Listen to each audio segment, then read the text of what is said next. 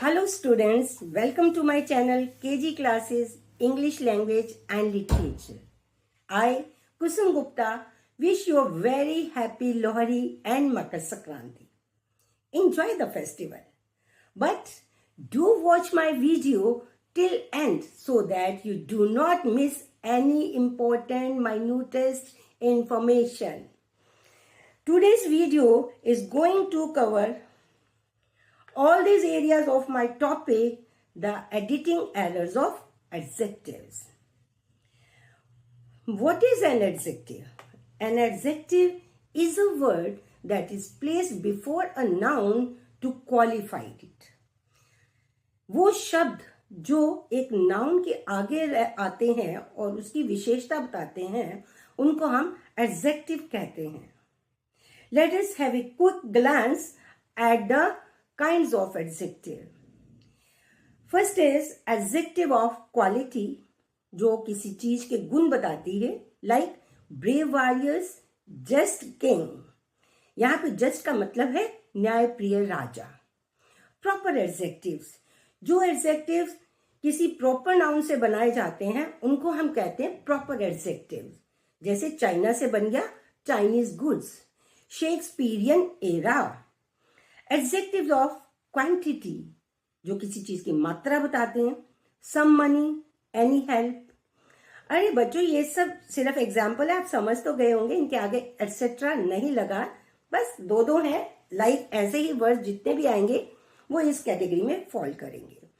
Adjectives of number, definite number, 2 books.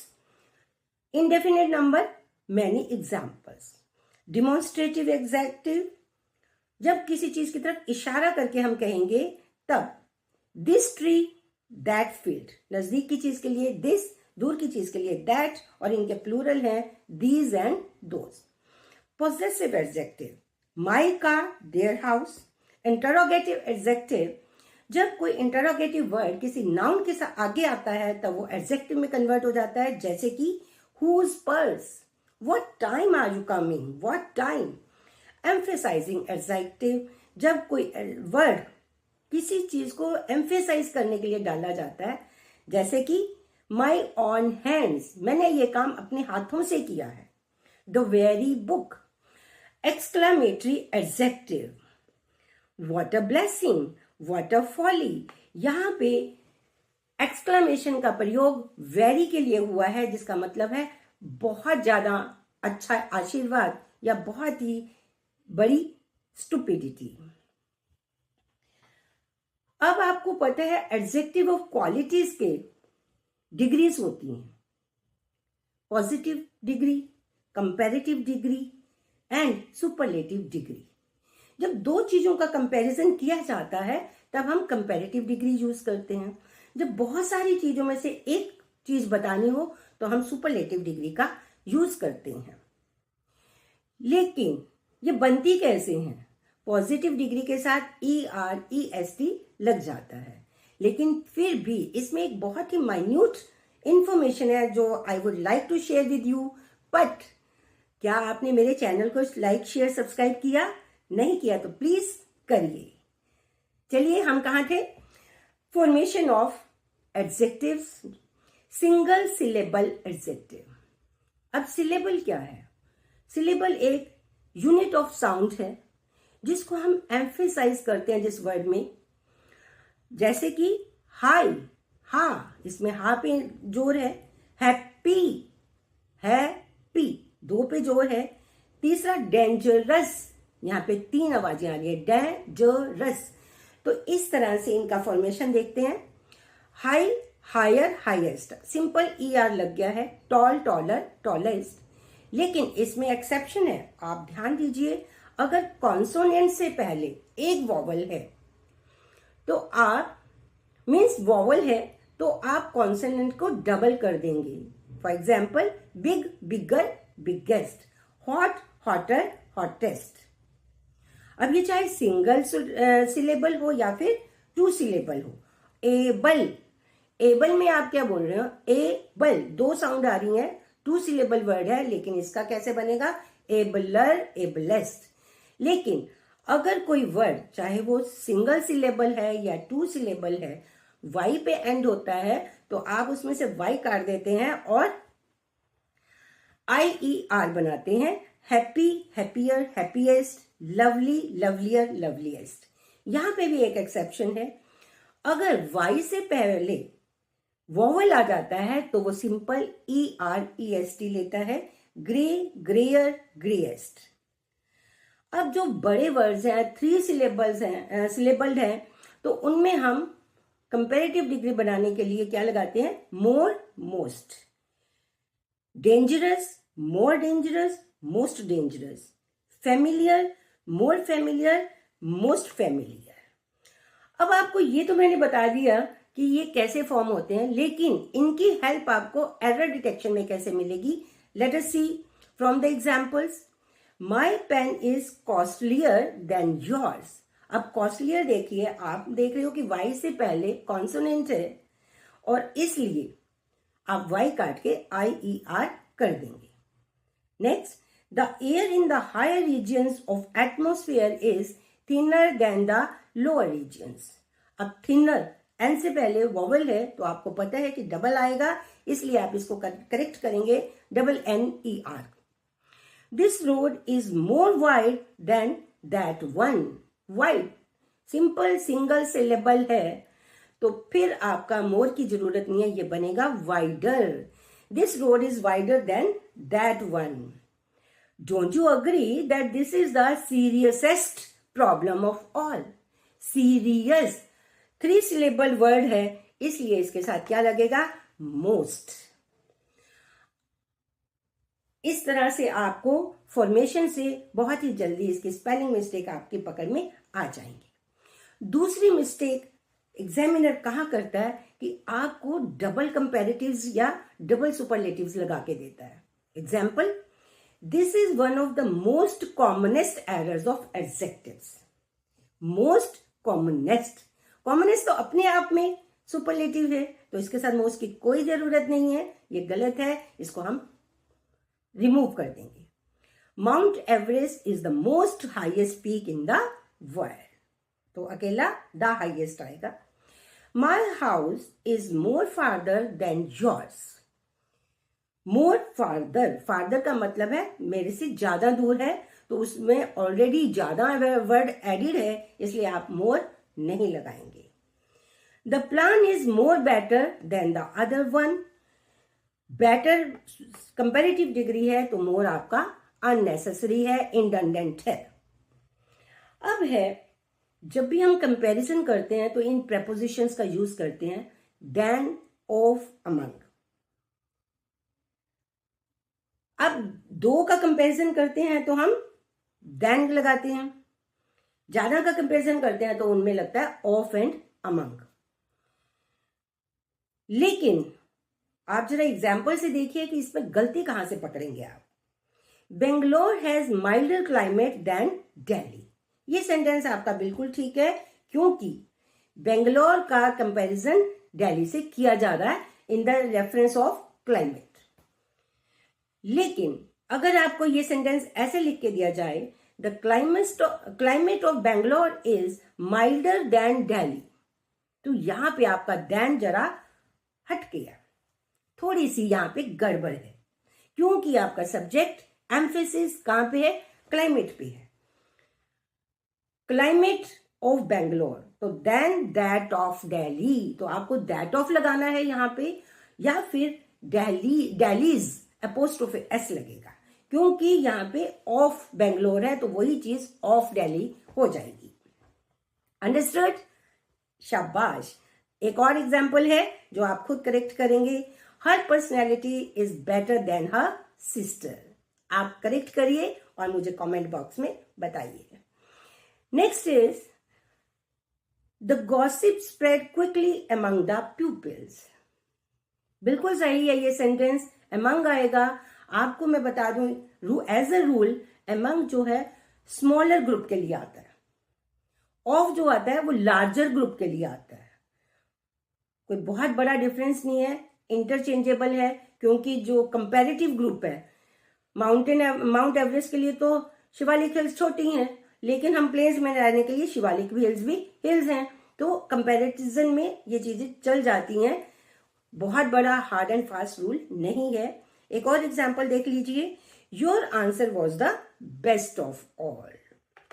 Next is use of to preposition.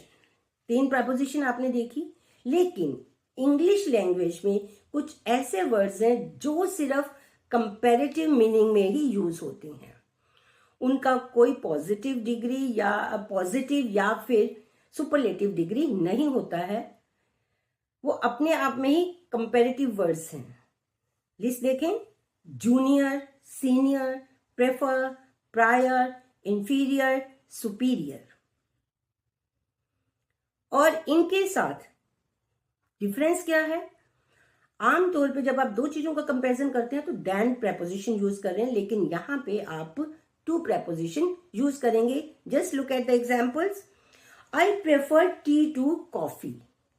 अगर आप लिखेंगे I prefer tea than coffee तो वो गलत है, और यही गलती आपको एग्जामिनर करके देगा और आपने देन काट के टू कर देना है। He is senior to me.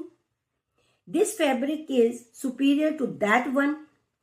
She had lived in Paris prior to moving to New York. Prior to before, कि न्यूयॉर्क में में मूव होने से पहले वो पेरिस में रहती थी। तो प्रायर के साथ देन नहीं, टू आएगा। Her performance in second half was inferior to her first. समझ आ गई? इंफीरियर के साथ आपने टू प्रेपोजिशन का यूज करना है। अब जैसे कुछ वर्ड्स इसमें ऑलवेज कंपैरेटिव है, वैसे ही कुछ वर्ड्स इसमें ऑलवेज सुपरलेटिव है, क्योंकि वो उन चीजों के आगे लगते हैं जो अकेली हैं, वेरी गुड हैं, और इन वर्ड्स का मीनिंग ही क्या होता है? One of its kind, absolute adjectives हैं। आप एग्जाम्पल से समझेंगे।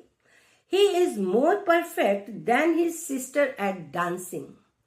परफेक्ट या तो कोई परफेक्ट होगा या परफेक्ट नहीं होगा, मोर और मोस्ट नहीं हो सकता। तो आपका सेंटेंस क्या बनेगा? He is perfect at dancing. Understood बच्चा? He is perfect at dancing while his sister is not. ये आपका मीनिंग कन्वे करेगा। You delivered a very excellent speech. Excellent अपने आप में ही एक अद्भुत शब्द है और very उसके साथ नहीं लगेगा। The Taj Mahal is one of the most unique monuments. Unique का मतलब ही किसी चीज का अकेला होना है, one of its kind. More most नहीं लगेगा। तो ऐसे वर्ड्स के साथ आप वेरी, मोर, मोस्ट का यूज नहीं कर सकते। Other examples are complete, supreme, dead, sufficient, ultimate, entire. अब ऐसे कुछ डायरेक्शंस होती हैं, या तो आपके कोई चीज लेफ्ट में होगी या फिर राइट में होगी। Front, back, top, bottom, vertical, horizontal directions हैं, इनके साथ भी वो तीनों वर्ड्स नहीं लग सकते। फिर है positions. Either a man will be married or single, either the baby will be awake or asleep, blind, deaf, pregnant. ये सभी वो वर्ड्स हैं जो अपने आप में सफिशिएंट हैं और इनके साथ ना ही मोर लगेगा, ना मोस्ट लगेगा, ना ही वेरी। अब कुछ शब्द ऐसे होते हैं जो हमेशा हमें कंफ्यूज करते हैं। Most confusing pair of adjectives. First is elder, older, eldest, oldest. अब ये जो elder है, eldest है, वो आपके फैमिली मेंबर्स के लिए यूज होता है और उसके साथ than कभी नहीं लगता है। On the contrary, older, oldest age difference को डिनोट करता है और उसके साथ than भी आता है। एग्जाम्पल देखिए, His eldest son is an engineer. अब यहां पे आप ये नहीं कहेंगे eldest son of all the sons. No, eldest son. दूसरा है Rashid is older than Rahil. Suppose 2 friends खड़े हैं तो उनमें से ज्यादा उम्र किसकी है? राशिद की। अब है आपका later, latter, latest, last. Later, latter, later जो है टाइम के लिए आता है, लेटर पोजीशन के लिए आता है। एग्जाम्पल से समझो, we will go to Shimla in the latter half of the summer. Time बता रहा है ना कि समर के सेकेंड हाफ में हम जाएंगे, बाद वाले हाफ में। सेकेंड तो एक डेफिनेट हो गया, बाद वाले में।